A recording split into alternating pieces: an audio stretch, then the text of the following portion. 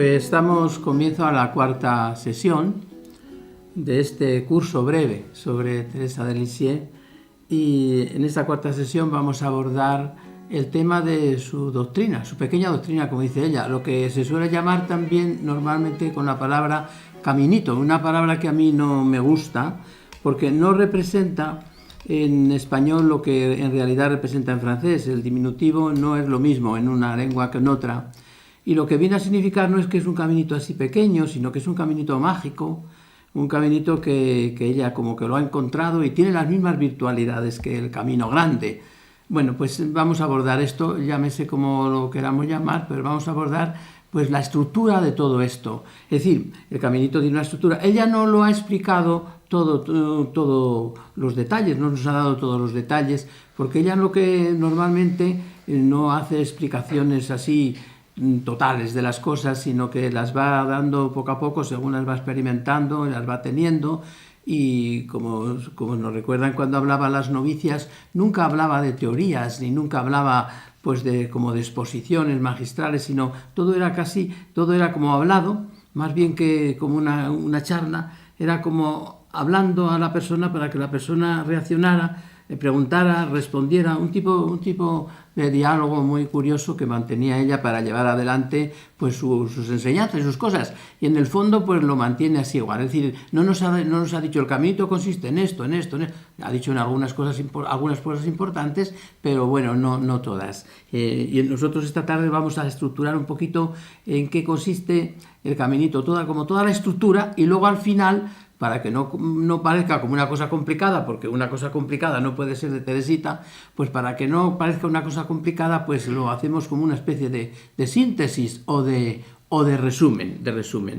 Bien, pero antes de narrar el caminito, le sucedió a Teresa una cosa muy importante en su vida, en el momento en que ella estaba estructurando, o mejor dicho, buscando como su vocación. Una cosa muy curiosa. Y fue un sueño. Y el sueño fue muy bonito. Está narrado en el manuscrito B, y sabemos además que el manuscrito B es como la carta magna del caminito. O sea, leyendo ese manuscrito uno se da cuenta de lo que es el caminito de Teresa de Lisieux.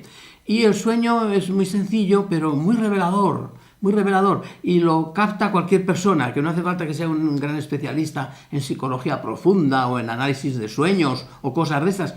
Lo ve, iba a decir un ciego, por así decirlo, con perdón de las cosas.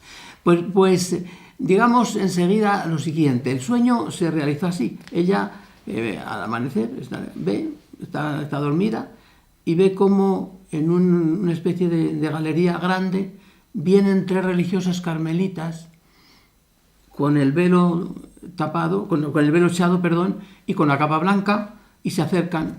Ella pensaba que iban a hablar con la superiora. Y sin embargo, pues se van acercando a ella, y a ella le viene como el gusto de preguntarse a sí misma: qué feliz sería yo si yo pudiera ver el rostro, digamos, de esa carmelita, la más alta, la que viene en medio, que me daría muchísimo gusto poder ver ese rostro. Bueno, pues inmediatamente la carmelita se le acerca, coge el velo y la cubre a ella con el velo, y aunque está cubierta con el velo, pues dice que no sabe de dónde le viene la luz, pero que la luz como que salía de la cara de la carmelita, y descubrió que era la venerable Ana de Jesús, a la que San Juan de la Cruz dedica el cántico espiritual, una de las discípulas predilectas de la Santa Madre Teresa de Jesús, una carmelita pues muy carmelita, fantástica, podemos decir, muy especial, y la fundadora del Carmelo en Francia. Eso es. Bueno, pues cuando está así, ella le hace unas preguntas a esta fundadora. Y una de las preguntas que le hace es: ¿me llevará Dios pronto? Y ella le dice: sí, muy pronto te llevará. Y le hace otra pregunta: ¿está contento Dios con mis deseos, con mi camino, con mi doctrina? ¿Está contento? Y la religiosa le dijo, la madre Ana de Jesús, le dice, muy contento, muy contento. Bueno, y la escena desapareció. Bueno, esto que parece tan sencillo, pues es muy, muy importante. Fíjese, en el momento que Teresa está discerniendo su vocación, va a ser cuando va a decir que en el corazón de la Iglesia, mi madre, yo seré el amor. En el momento que está diciendo esa realidad, en ese momento, es cuando viene este acontecimiento. ¿Y qué quiere decir esto? Pues quiere decir lo siguiente, que Ana de Jesús fue la fundadora en Francia de las religiosas, pero les había llamado algunas personas para que fundaran, y entre ellos el cardenal Beryl. Pero el cardenal Beryl cada vez empezó a tomar más fuerza en el Carmelo y terminó por apoderarse de la vida carmelitana de alguna manera allí, de tal manera que Ana de Jesús lo abandonó y se marchó a Bélgica, porque decía que aquello no era el espíritu de Santa Teresa, que aquello no era el estilo, el modo. Allí no estaba el Carmelo, es lo que vino a decir Ana de Jesús. Bueno, sin entrar en más discusiones, porque las carmelitas en Francia entonces tenían unas constituciones diferentes y habría varias ramas, había unas luchas tremendas entre ellas, había mucha discusión sobre este tema. El hecho es que el Carmelo de Lisieux, de alguna manera, estaba influenciado totalmente por esta decisión, es decir, por el cardenal Beryl y no por Ana de Jesús. Teresa dice, en este caso, en este momento, dice Teresa, que ella dice, me extrañó mucho que yo fuera tan querida para esta persona, para Ana de Jesús, porque yo nunca le había tenido devoción ninguna y casi nunca me acordaba de ella, y cuando me acordaba era cuando se la nombraba, y se la nombraba muy poquito. Por tanto, en Lisieux no se la nombraba casi nada, ella no la tenía devoción porque no le habían enseñado esa realidad, y por consiguiente Ana de Jesús tenía que decir muy poco en Lisieux. ¿Qué quería decir esto?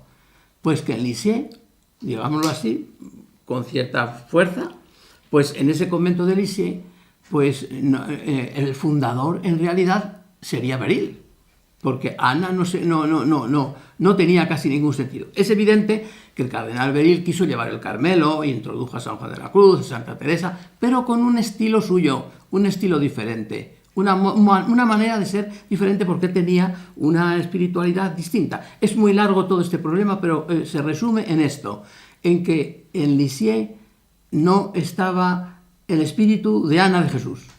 Ahora bien, el espíritu de Ana de Jesús es el espíritu de Santa Teresa. Luego, digamos que allí fallaba algo. ¿Y qué pasaba en la conciencia de Teresita? Que no estaría tranquila con esto, aunque no se dice nada de esto, ella nunca habla de esto, pero seguramente que había oído hablar. Entonces, cuando ahora Ana de Jesús coge el velo, la tapa y la recoge y le da todas esas noticias, es que la hace hija suya. Y Teresita descansa, encuentra verdaderamente su vocación. Sabemos por la madre Inés, su hermana, que en una carta que dirige a un cardenal, que le dice lo siguiente, le dice, mi hermana sufría mucho por la división del Carmelo en Francia. Bueno, entonces ya con esto nos basta, pero no haría falta esto. Solamente con esta escena hace ver cómo Teresita está dentro del espíritu del Carmelo. ¿Cómo está dentro del espíritu del Carmelo? En el momento que va a discernir precisamente su vocación. No su vocación, sino mejor dicho, su vocación en la Iglesia, podemos decir. Entonces este sueño es muy revelador, porque está relacionado íntimamente con el caminito. Por tanto, el caminito de Teresa de Lisieux es un camino teresiano, es decir, carmelitano. Entra a formar parte de esta realidad. Bueno, tengo que decir que después de Teresa de Lisieux, pues el Carmelo en Francia, después de dificultades o lo que fuera, se unió totalmente a la orden, a lo normal, a las constituciones normales de la orden, y se unió.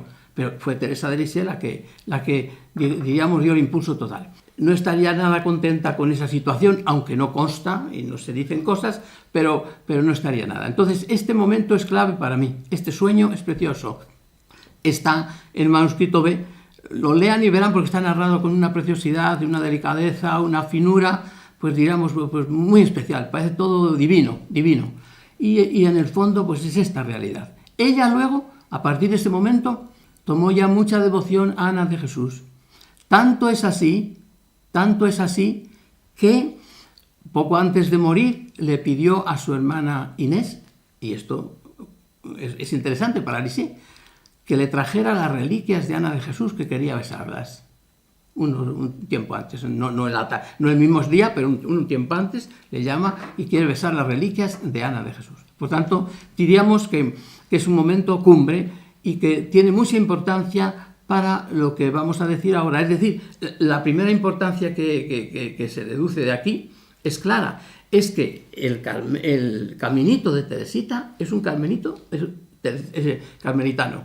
Es decir, sería carmelitano solo porque ella lo hace y lo vive, pero es que además está como confirmado. Nace lo mismo que de Santa Teresa, lo mismo que el camino de San Juan de la Cruz, pues es el de ella. Está metido dentro de la estructura íntima del Carmelo, desde este punto de vista. Por lo tanto, es muy importante este aspecto. Bien, y ya damos un paso más en qué consiste el caminito. Bueno, el caminito de Santa Teresita fundamentalmente es un camino de fe, eso está claro, es de fe. Es decir, se mueve en el ámbito de la fe. ¿Y qué quiere decir que se mueve en el ámbito de la fe? Veremos enseguida que el caminito de Teresita es el camino del Evangelio, el que más se acerca al Evangelio. O sea, la Iglesia está llena de espiritualidades y de cosas. Hay muchas corrientes, muchas espiritualidades. Muchas veces decimos el Espíritu Santo influye en la Iglesia y da carismas, efectivamente. Otras veces no son tan claros esos carismas, pero hay como muchos movimientos en la Iglesia, muchas actitudes, muchas formas, muchos estilos que no difieren de la Sagrada Escritura, sino que fortalecen también los aspectos bíblicos, y entonces decimos, pues esto está inspirado por Dios. Pero es que el caminito de Teresita, como vamos a ver, no es que sea un camino más, una experiencia más, es el Evangelio, es el camino del Evangelio.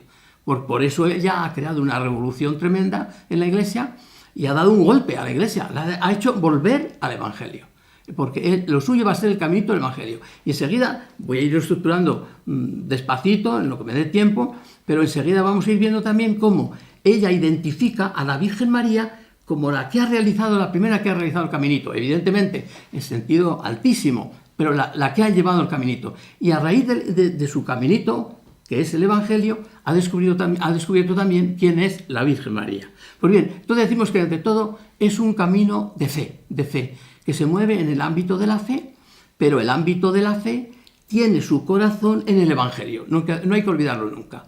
El Antiguo Testamento es un libro muy inspirado, es Sagrada Escritura pura, pero es la introducción al Nuevo Testamento. Y el Nuevo Testamento tiene un corazón, que es el Evangelio, El mismo concilio reconoce los evangelios, tienen una cierta dignidad especial. El concilio reconoce, no evidentemente que tengan más inspiración divina, pero que tienen algo que les hace como preferidos, diríamos. Lo preferido de toda la Biblia es el Evangelio. Pues bien, la fe se inspira fundamentalmente en el Evangelio, y todo el sentido que tiene que tener la fe para nosotros tiene que tener siempre sentido evangélico. Si no, pues evidentemente no conecta con la realidad de Jesús, que es la base nuestra. Por tanto, lo primero diríamos la fe. El segundo aspecto que tiene el caminito es el deseo de la santidad. El deseo de la santidad. Esto es fundamental. Es decir, nosotros esto lo llamamos, o lo podemos llamar de otra manera, lo podemos llamar opción fundamental, es más frío, ¿verdad? Más frío. Pero el caminito, lo que no se admite a nadie en el caminito que no te quiera llegar a la santidad. Es decir, ¿y qué es la santidad? Para Santa Teresita es amar a Jesús como nunca ha sido amado. Ahí iba ella. Pues ahí tiene que ir la gente del caminito, buscar. Y claro, uno se va a preguntar enseguida, ¿pero cómo voy a hacer yo eso? Eso mismo se preguntaba Teresa de Lisieux. ¿Cómo voy a poder yo tener esos deseos de amar a Jesucristo como nunca ha sido amado? Pues muchas veces diríamos que la persona está faltando a la confianza en Dios por no dejar producir en él estos deseos, porque estos deseos son enormes, evidentemente, pero son los que debiéramos tener todo. Amar al Señor más que nadie le ha amado. Y dice, ¿pero cómo lo voy a amar yo más que San Francisco? Pues lo mismo decía Santa Teresita. ¿Cómo lo voy a amar? Pero siento que lo puedo amar. Entonces, diríamos, es la búsqueda de la santidad en la unión de los grandes deseos. Y todo esto en el caminito hace una cosa muy grande. Y es que al tener este proyecto tan enorme, estos deseos tan profundos, ¿verdad?, pues hace que la persona, porque luego tiene que practicar virtudes que aparentemente la pueden como disminuir psíquicamente, la hacen crecer, la hacen dilatar. Porque la santidad no puede hacer que una persona humanamente decrezca o se destruya. No, la santidad tiene sanidad. Entonces, estos grandes deseos la ponen a ella en la misma línea que los grandes deseos de las grandes mujeres francesas que ella admiraba tanto y que en un momento concreto sintió como el deseo de ser como Juana de Arco, como todas esas personas que el mundo admira tanto, en concreto allí en Francia. Bueno, pues esos deseos no murieron nunca.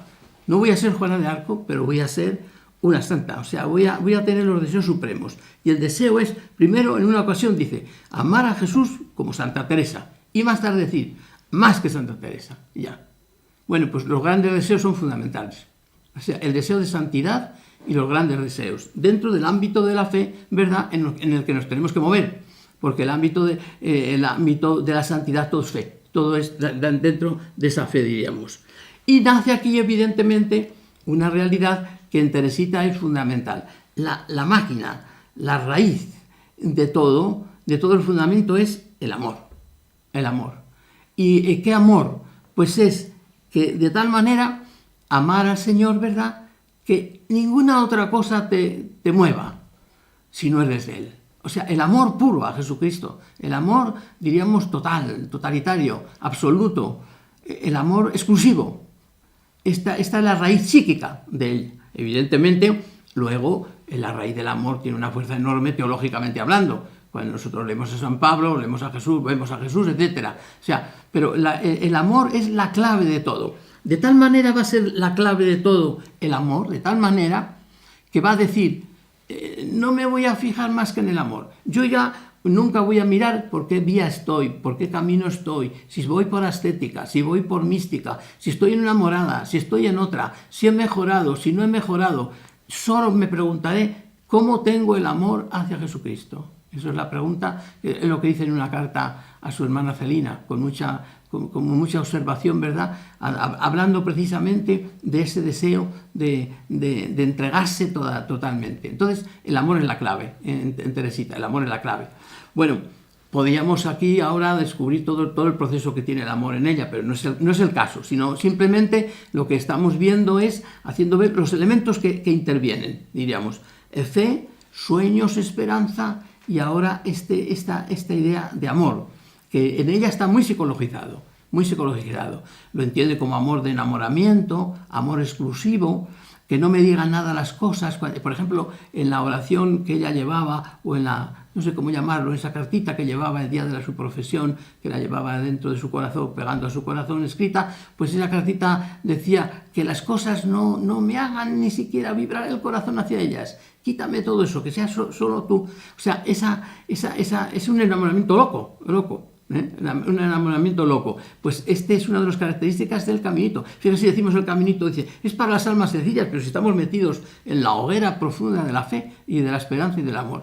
Y no nos debemos extrañar que en el caminito estén estas virtudes teologales, porque ella es discípula de San Juan de la Cruz, no lo podemos olvidar. Ella ha leído mucho a San Juan de la Cruz a los 17 años y le ha enseñado mucho. Entonces, tiene una estructura muy sanjuanista en ese aspecto. La fe como algo activo que te moviliza y te abre, y también te dona, porque viene sobre ti y te invade. O sea, la fe sanjuanista es muy viva, y Teresita la recoge así también. O sea, San Juan de la Cruz hace un proceso muy largo de la fe. Ella no le hace este proceso, ella es intuitiva y lo dice, pero para ella la fe tiene todas estas vertientes, la fe que la dinamiza, que la abre, que la saca por dentro de lo mejor que tiene, que la invade por de fuera y totalmente la cubre y la hace ver que todo su ser de alguna manera queda divinizado. Estas tres realidades, fe, esperanza y amor, son, diríamos, fundamentales en el camino de Teresita, en el caminito.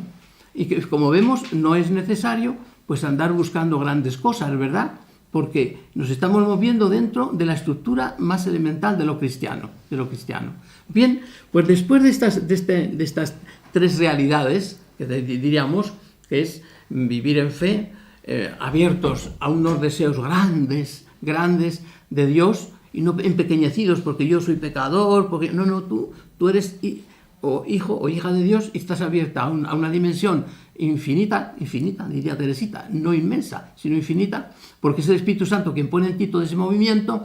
Bueno, pues después de esto vienen ahora unas actitudes que, sobre todo alguna, que pudiera crear en nosotros como un sentido de pequeñez, de que te limita, de que te impide ser persona, de que no te despliega, de que no te deja ser lo que eres tú. Bueno, pero veremos que desde estos proyectos y desde esta realidad, estas virtudes no infantilizan ni empequeñecen, sino que engrandecen muy grandemente, diríamos así, perdonen la redundancia.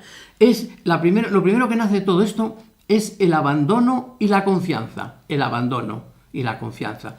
Son como dos vertientes, dos perspectivas muy similares, abandono y confianza. Diríamos que de la confianza nace el abandono. ¿De dónde nace en Teresita la confianza, diríamos? ¿De dónde nace? Y el abandono. Bueno, yo diría que Dios, nuestro Señor, pues normalmente va construyendo las cosas y no las construye deshumanizadas, sino muy humanizadas. Teresita, en su ambiente vivió el abandono y la confianza. Es decir, vive en una familia en que es querida por todas las personas de la familia, sumamente querida. Pues entonces la confianza le brota como una cosa especial. Para ella la confianza es esencial, ¿verdad? En su familia. Confía en sus hermanas, confía en su padre, porque vive un ambiente de pura receptividad y de pura acogida. Entonces la confianza nace así, y el abandono igual. Ella sabe que se preocupan por ella más que ella misma se puede preocupar por sí misma. Entonces, pues que nace esta virtud. O sea, en Teresita podemos decir que muchas cosas nacen en la familia, en el ambiente. Bueno, pues digamos ahora que la confianza que ha nacido así en este ambiente, ¿dónde le ha ido naciendo a Teresita? Bueno, pues le ha ido naciendo en su propia historia. Además, ¿verdad?, de la Sagrada Escritura y lo que ha oído de Dios y lo que ha oído y las lecturas que ha escuchado, es que en su propia historia ve cómo Dios la va siguiendo, la va acompañando. Entonces diríamos que normalmente nosotros la fe la hacemos activa, la hacemos realidad cuando la comparamos con las realidades de nuestra vida, y cuando estas realidades de nuestra vida coinciden con eso, se fundamentan y se fortalecen. Entonces, en la vida de ella ha habido toda esa realidad de cómo el Señor la ha ido acompañando. Cuando parecía que estaba muy malita, le sonríe la Virgen. Después, en momentos difíciles, siempre tiene momentos de cura. Se curan los escrúpulos. En otro momento concreto, pues hay una conversión y lo que le parecía imposible está hecho. Después la vocación que le parecía tan imposible, el señor obispo dice que no, su tío dice que no, todo el mundo dice que no, y al final es que sí, y casi se cumple exactamente lo que ella preveía. Entonces, este caminito que ella ha ido viendo, pues la está cerciorando de que Dios está detrás de ella, está con ella. Esto es una nota también muy importante para el caminito. Es decir, esta idea de confianza no abstracta, como muchas veces decimos, hay que tener confianza. No una confianza abstracta, sino una confianza que se va configurando, que yo al analizar mi vida me voy dando cuenta que la tengo dentro. O sea, que me ha ido sucediendo a mí esta realidad. Entonces ahí está la idea de Teresita. Y de ahí brota el abandono, que tiene dos vertientes. En Santa Teresita tiene dos vertientes el abandono. Una, en la primera parte, el abandono es, pues, sí, confiar en Dios, se confía en Él, pero con dolor, como con tristeza, como un esfuerzo. Me abandono no casi porque tenga que abandonarme, sino algo así, pero no del todo, por así decirlo. Esa es la primera zona del abandono. Hasta los 21 años, más o menos, Teresita iba así. Abandonaba, se confiaba a Dios, pero no era una confianza, diríamos, que entraba dentro de la esencia de Dios. O sea, era como confiar en Dios, como un pobre confía en otro que le puede ayudar y está seguro que le ayudará, pero no es como que esa otra persona fundamentalmente da confianza. Bueno, pues a partir de los 21 años aproximadamente descubre el abandono como una realidad profundísima de toda la esencia de Dios, es decir, de la ternura de Dios. Descubre eso. Y cuando descubre eso, el abandono ya no es doloroso. Me abandono y le estoy pidiendo al Señor que me libere de esto, pero me abandono. Por ejemplo, con el problema de su padre. Pues al principio la santa se abandona, lo acepta, pero con mucho dolor. Y llega a preguntar en un momento, y llega a decir en una ocasión, a pedirle al Señor, Señor, que tu voluntad sea que papá se cure, que tu voluntad sea. Fíjese hasta dónde llegó, porque para ella era esto una cosa terrorífica. Todo el asunto de su padre era como una división interior de ella, un partirse por medio de ella. Bueno, esa es una parte del abandono, pero luego hay otro que ya no, ya después no, después ya no. Después le dice a su madre, cuando estemos en el cielo nos daremos cuenta el don tan grande que Dios nos ha hecho con la enfermedad del padre. Entendiéndolo así, ¿verdad? El don tan grande. Nunca le daremos gracias a Dios por esto que nos ha sucedido. Fíjese lo que es que su padre pierda la cabeza, que se ponga loco, y lo que eso significa socialmente, y que luego le echen la culpa a ella, como se le echaba a ella la culpa porque había entrado tan joven, y el padre sabemos que le costó muchísimo, porque le dijo una de las cosas que le dijo, dice, nunca pensaba yo que nos íbamos a separar alguna vez. Le dijo al padre, nunca pensaba yo. Bueno, pues toda esta realidad. Entonces el abandono se convierte en una actitud pasiva, activa. O sea, acoger a Dios como aquel al que hay que abandonarse. O sea, Dios es aquel al que hay que abandonarse, como si fuera una definición de Dios, fíjense. O sea, todo lo contrario decimos, hay el miedo que tengo, ¿qué me hará ahora que estoy solo? ¿Qué me pasa? Nada. El descubrimiento teresiano es que Dios es aquel al que hay que abandonarse, porque lo suyo es acoger. Entonces es como una nueva descripción de Dios. Y la confianza entonces en Dios nace ahí, con esa forma, y entonces, como digo, es una nueva descripción de Dios. Entonces el abandono teresiano no es un abandono porque no hay otra cosa que hacer, sino gozoso. Y dice, ahora ya nada más, dice en un momento concreto, vivo del abandono. Ahora ya solo es el abandono el que me guía. Dice uno, ¿pero qué querrá decir eso? Pues nada, está más tranquila ella en el abandono de Dios que preocupándose ella de ella misma. Claro, esto se dice fácilmente, ¿verdad? Pero es uno de los ingredientes del caminito también. Es uno de los ingredientes. Un ingrediente básico. En el que el abandono, o mejor dicho, en el que la fe, la esperanza y el amor se hacen realidad. Todo lo demás pueden ser como sueños, o pueden ser verdad, pero cuando ya hay abandono, cuando la persona se abandona, están las otras cosas. La fe está pura, la esperanza está libre y el amor está ardiente. Eso está claro. No hay otra posibilidad. Entonces, este es otro elemento. Diréis que está como muy complicado. No, es muy sencillito. Es vida de fe profunda. Vida de fe profunda. Es el caminito. Sin ninguna visión, sin ninguna revelación. Puede entrar también gente que tenga revelaciones y cosas en el caminito, con tal de que reduzca las revelaciones y todas esas realidades, la reduzca a estas actitudes que he dicho. O sea, a nada, como dice San Juan de la Cruz. En el fondo, San Juan de la Cruz enseña el caminito, porque va diciendo, nada, todo eso no es nada. Usted tiene una revelación muy alta de Dios, una experiencia muy grande de la Trinidad, nada. Lo reduzca a nada. Bueno, pues esta es una actitud fundamental del caminito, el abandono y confianza, que son dos vertientes de la misma realidad, pues se confía y se termina abandonando, pues esta es un elemento clave.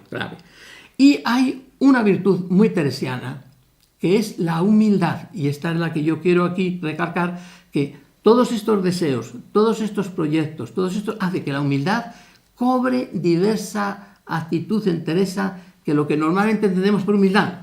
Porque a veces parece que la humildad es que uno se hace como el humilde, como que no tiene lo que lo que dice que tiene, que no quiere aparentar lo que es, o cosas así que pueden terminar haciendo que la persona pues realmente pierda energía y no se despliegue en su realidad interior. Y más sobre todo cuando estas virtudes se imponen o de alguna manera se exigen en ámbitos religiosos o en otros en los que se llama humilde al que está como callado, por así decirlo, y no expresa toda la realidad interior que tiene. Bueno, en Teresita esto no es así.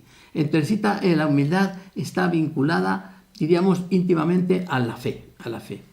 ¿Y por qué está vinculada a la fe? Porque Santa Teresita está de acuerdo con la afirmación teresiana. Humildad es andar en verdad. Humildad es andar en verdad.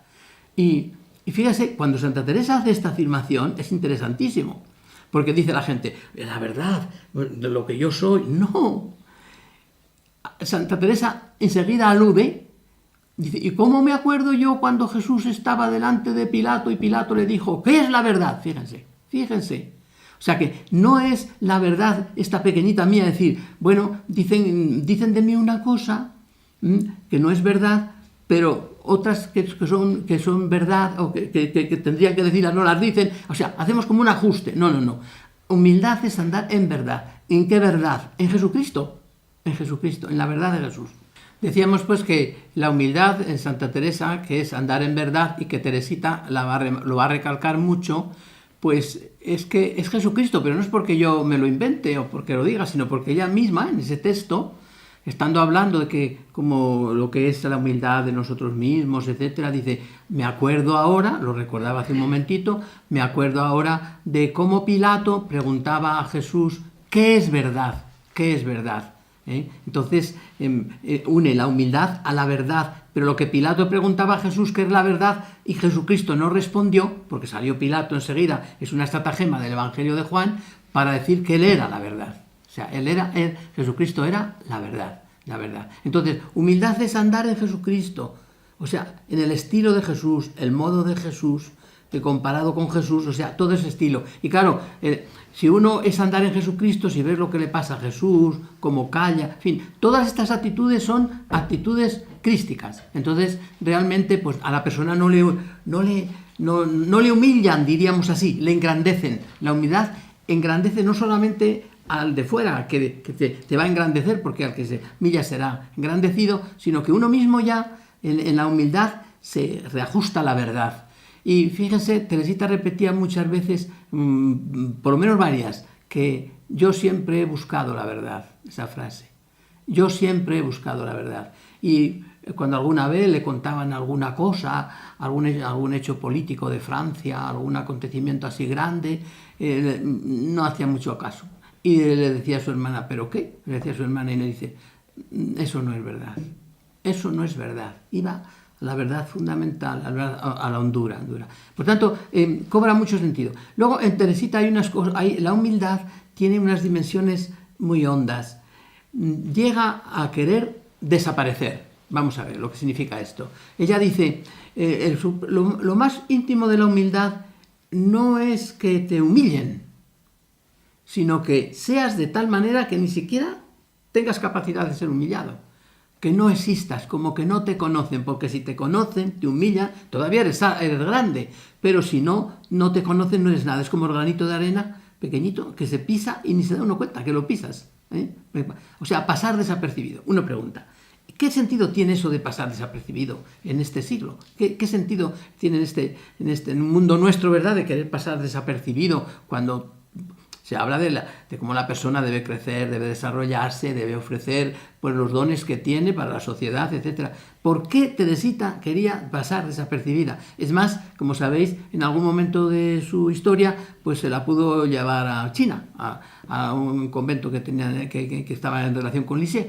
Y ella se hizo una novena y todo, para ver si iba como misionera allí. Y ella quería no ser conocida. ¿De dónde viene esto? Esta idea de no ser conocida. También es cristológica, es decir, de Jesucristo, que es el desconocido. O sea, ella no podía tolerar que la experiencia de Jesús, que la marcaba tanto, pues no hiciera influjo en su vida, un influjo profundo, porque diríamos, la experiencia de Jesús era que de Dios se hace hombre, de hombre se hace uno de tantos, y de uno de tantos, más que uno de tantos, un crucificado, que era pues, ¿ves? Un ciudadano romano no podía ser crucificado, una persona digna no podía ser crucificada en aquel imperio. Claro, cuando una persona está loca por un ser así, pues no tiene muchas ganas de aparentar. Esa era la raíz. Esa era la raíz. O sea, era un amor a Cristo grande, que el Señor se encargaba de que no sucedieran las cosas como ella a lo mejor quería. Y, por ejemplo, decía ella en alguna ocasión, ahora, aquí en el convento, pues yo soy muy honrada.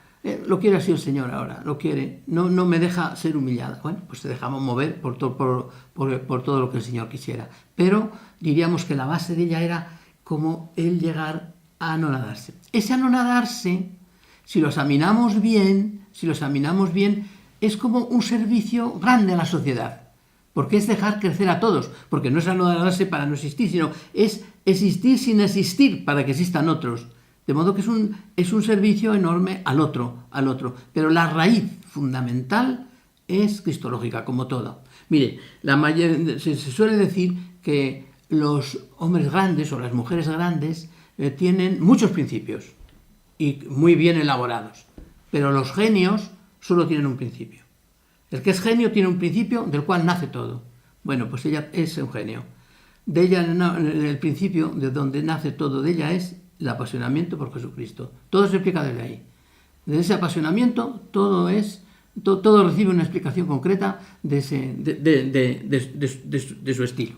Bueno, pues después de haber visto un poquito algunos elementos que constituyen el caminito, como son las virtudes teologales, como es la confianza, como es el abandono, que son dos cosas iguales, y después hemos visto la humildad, pues ahora podíamos pararnos un poquito y ver como el caminito visto así en proyecto. Y entonces diríamos que como el caminito en proyecto tiene como tres elementos. Uno es que la persona siente que tiene deseos grandes de entregarse a Dios. Primer elemento. Ese es el primer elemento. Primero, constatarlo, comprobarlo. Es decir, que si no lo tenemos y queremos entrar en el caminito, tenemos que empezar por ahí. Primer elemento. Ese es el primer elemento. Segundo elemento, que todo eso tan grande, tan extremo, tan glorioso, pues yo no lo puedo realizar. O sea, llego a la constatación de que no lo puedo realizar, pero si me lo da Dios es para que lo realice. Este es el segundo punto. Si Dios me da estos sentimientos, si Dios me lleva por esto, y además Dios no quiere llevar a nadie por caminos rastreros o pequeñitos, sino grandiosos, porque Dios quiere ensalzar a la persona. Lo fundamental de Dios es que quiere ensalzar al ser humano. La ha ensalzado viniendo de aquí. Y por tanto, no hay vocaciones grandes y vocaciones pequeñitas. No, todas las vocaciones son grandes. Esta es la primera conclusión del caminito. Puede haber modos distintos, maneras distintas, pero no puede haber este tipo de vocaciones pequeñas o grandes, sino todas son grandiosas. Pues bueno, diríamos que esta constatación que viene de Dios, yo no lo puedo realizar, pero Dios quiere que lo realice. Este es el segundo momento.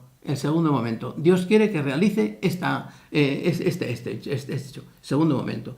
Y tercer momento, como no puedo realizarlo yo, pero sé que Dios quiere, viene el acto profundísimo de la confianza.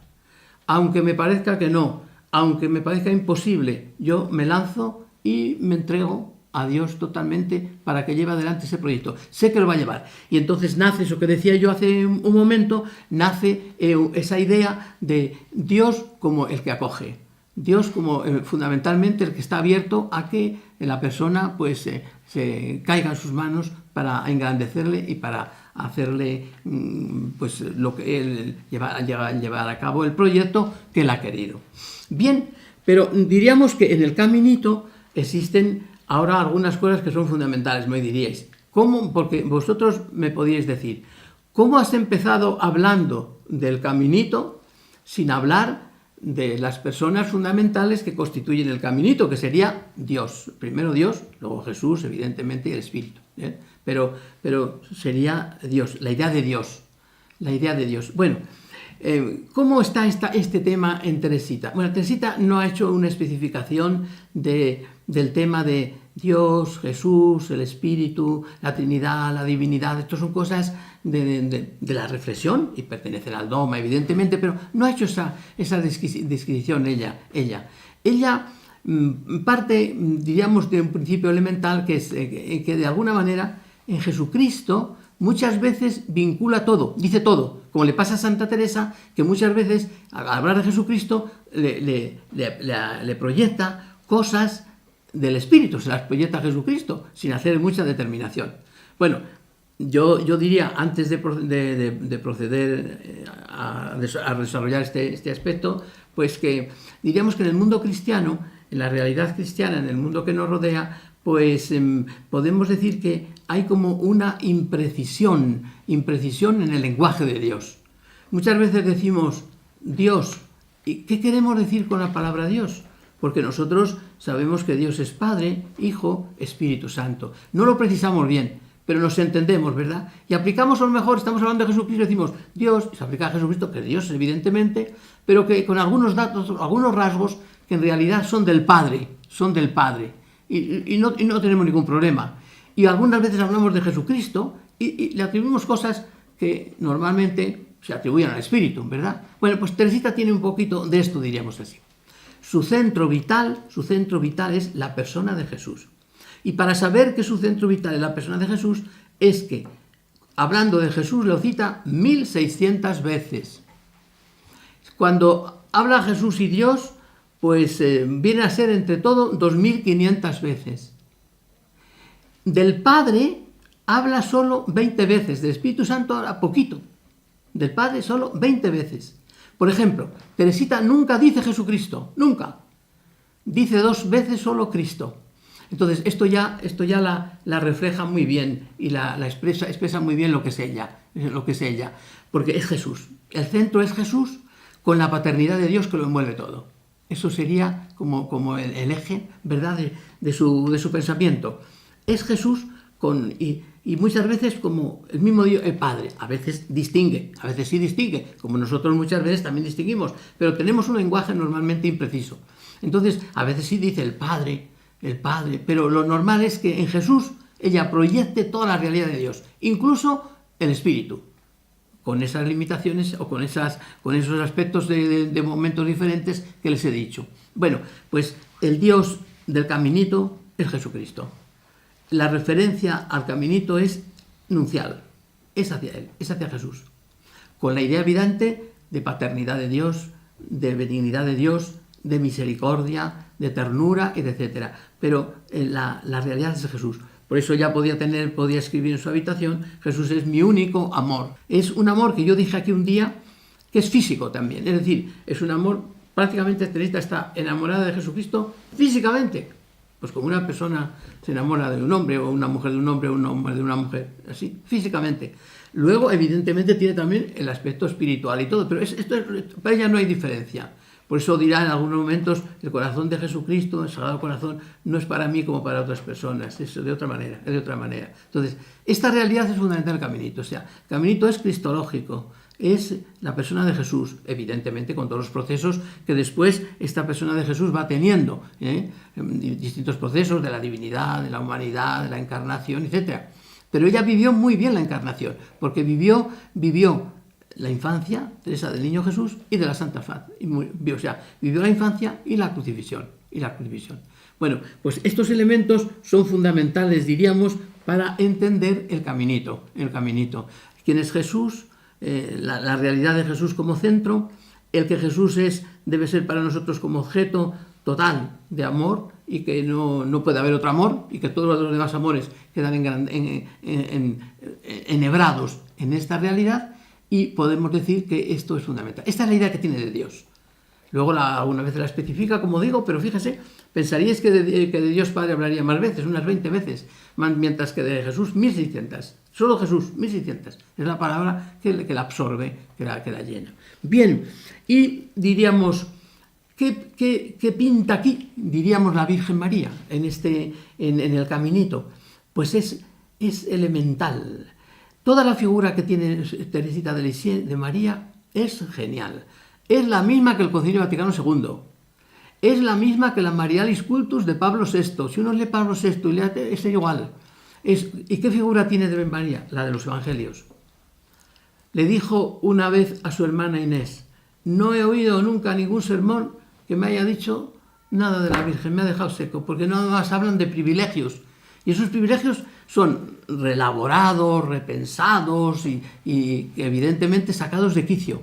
Porque la mujer normal que fue María, pues no fue una mujer que estaba llena de visiones, de transfiguraciones y de cosas. Entonces, ella ha pintado a María como era ella, como era Teresita. En las cosas pequeñas encontraba a Jesús, que está al lado, allí en Nazaret. Es decir, en una vida sencilla, con lo cual no sé qué decir que no sea profundísima, pero en fe sencilla. Fíjese que el concilio recuperó para la Virgen el término fe también, porque evidentemente que siempre habíamos pensado que la tenía, pero se estaba ocultado. María era como una persona que ya estaba viendo el cielo, que vivía toda la realidad, que no tenía enfermedades, un montón de cosas. No, Teresita la reduce a lo que dice el Evangelio, a lo que hace el Evangelio. La hace evangélica. Y entonces diríamos que es la expresión del caminito. Es la expresión del caminito. Amor entrañable a Jesucristo, acogida de la palabra, que es muy de Teresita, acoger la palabra, vivencia de la palabra, silencio, la profundidad en el silencio, la profundidad de Dios en el silencio, y una vida discreta en que no aparece, pues muy llamativa su figura. Es una figura, una de tantas, podemos decir. Entonces, podemos decir que en el caminito María es como el modelo. Jesús es el camino. Lo mismo que él dice: yo soy el camino, la verdad y la vida, en la vida cristiana, Teresita lo ha hecho camino psicológico, es decir, él es el camino. ¿Y por qué él es el camino? Porque será el ascensor que luego nos levante, porque la idea que tiene ella de camino es como que los brazos de Jesús son como el ascensor que nos levanta, porque ella tiene una percepción muy honda de la nada del ser humano y del poder inmenso de Dios en la actividad del ser humano. Eso es una concepción, una percepción que es más teológica que psicológica, pero es muy profunda. Entonces el camino es Jesús, el estilo evangélico. Y por tanto, llegaríamos ya casi a lo último, y luego hacemos una especie de resumen de que el caminito tiene un estilo, es el estilo evangélico. Claro, uno pregunta: ¿y qué es el estilo evangélico? ¿Qué es estilo evangélico?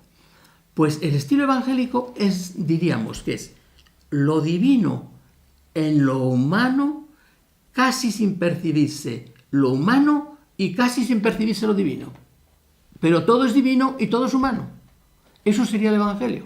Eso sería el camino evangélico. Fíjese, nuestro Señor se pasó la vida haciendo milagros, pero a Él no le hicieron ningún milagro. O sea, Él no tuvo... ¿Qué visiones tuvo en el Evangelio? El Señor, que era Dios. ¿Qué visiones tuvo? Pues la transfiguración, pero el bautismo, inicio, medio y final. Pero el camino normal, ¿cómo era Jesús? Pues parecía un hombre normal, pero por otra parte parecía un Dios también, normal. Por eso el Evangelio de San Juan es genial, porque presenta a Jesucristo como Dios y el Evangelio de Marcos como puro hombre. Dice uno, ¿pero cómo puede ser esto? Pues claro, es Dios absoluto en lo humano absoluto. Y parece que no se percibe lo humano y no se percibe lo divino. Y por otra parte parece que solo se percibe lo humano y solo se percibe lo divino. Bueno, entonces, el caminito es esa realidad, sentido evangélico, que parece que no hace ruido y está lleno de fuerza, que parece que no tiene vitalidad y está lleno de vida. Es esa realidad, está así, como era Teresita. Diríamos que el camino es Teresita también. O sea, cada uno es lo que ella ha reflejado, lo que era ella. ¿Y cómo era ella? Pues aparentemente, pues parece que no ha hecho nada.